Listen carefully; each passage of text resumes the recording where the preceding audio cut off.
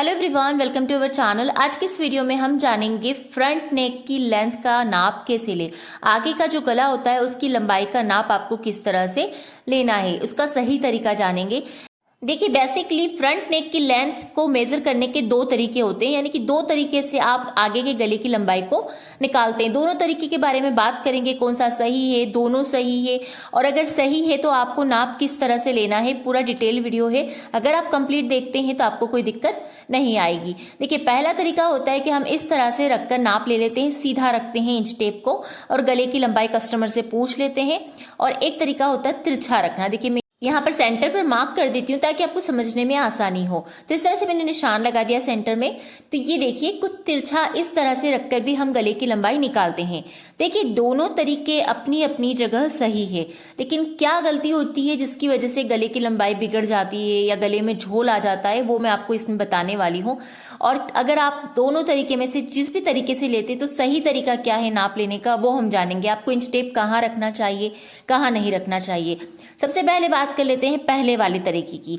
देखिए, कई लोग जो इंच टेप को रखते हैं वो रख लेते हैं शोल्डर के सेंटर में। देखिए, कुछ इस तरह से रखते हैं, लेकिन ये तरीका बिल्कुल गलत होता है। कस्टमर भी समझ नहीं पाता है कि गले की लंबाई प्रॉपर क्या है।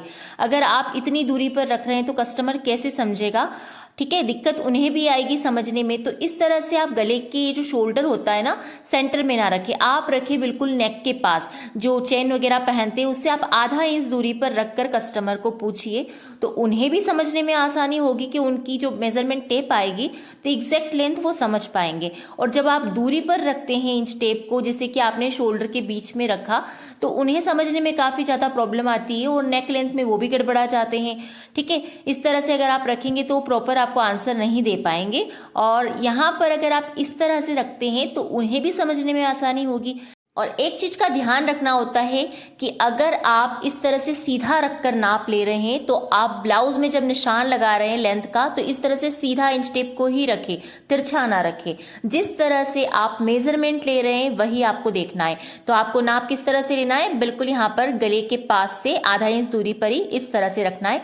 शोल्डर के बीच में इंच टेप को नहीं रखना है, वरना क्लाइंट भी नहीं समझ पाएंगे और दिक्कत आएगी आपकी नेक लेंथ को प्रॉपर मेजर करने में। ठीक है, यहाँ से आपको बिल्कुल भी मेजर नहीं करना है। मेन इस बात का ध्यान रखना है, आपको मेजर करना है बिल्कुल नेक के पास से। इस तरह से 6, 6.5 जितना भी आपके क्लाइंट को चाहिए, आपको पूछ लेना है उन्हें बताकर कि आपको 6 चाहिए, 6.5 चाहिए, तो इस तरह से आपको मेजर कर लेना है।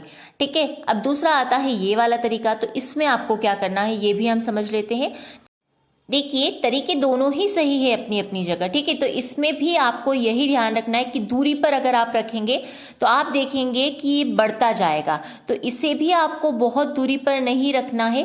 तरीके आपके दोनों सही है। देखिए, अगर हम यहाँ पर दूरी पर रखते तो यही नेक 7 इंच और पास में रखती हूँ तो यही आपका 6.5 तक जाएगा। देखिए, इस तरह से। तो यहाँ भी आपको आधा से पौना इंच गले से दूरी पर ही इस तरह से रखकर नेक की लेंथ रखना है, बहुत दूरी पर नहीं रखना है। जैसे इसको रखा है ऐसे इसको रखना है। अगर आप ऐसे रख लेते हैं, देखिए इतनी दूरी पर, तो आपका गलत नाप निकल कर आ जाएगा। इस बात का इसलिए आपको मेन ध्यान रखना है।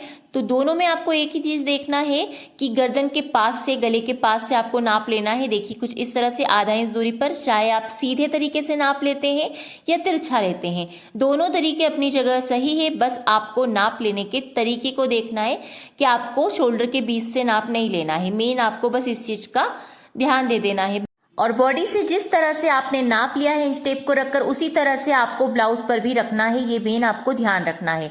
तो गाइस, ये थी आज की वीडियो। आई होप आपको ये वीडियो अच्छी लगी हो। वीडियो पसंद आए तो वीडियो को लाइक, शेयर एंड चैनल को सब्सक्राइब कीजिएगा। फिर मिलते हैं हम नेक्स्ट वीडियो में। तब तक के लिए bye bye and thanks for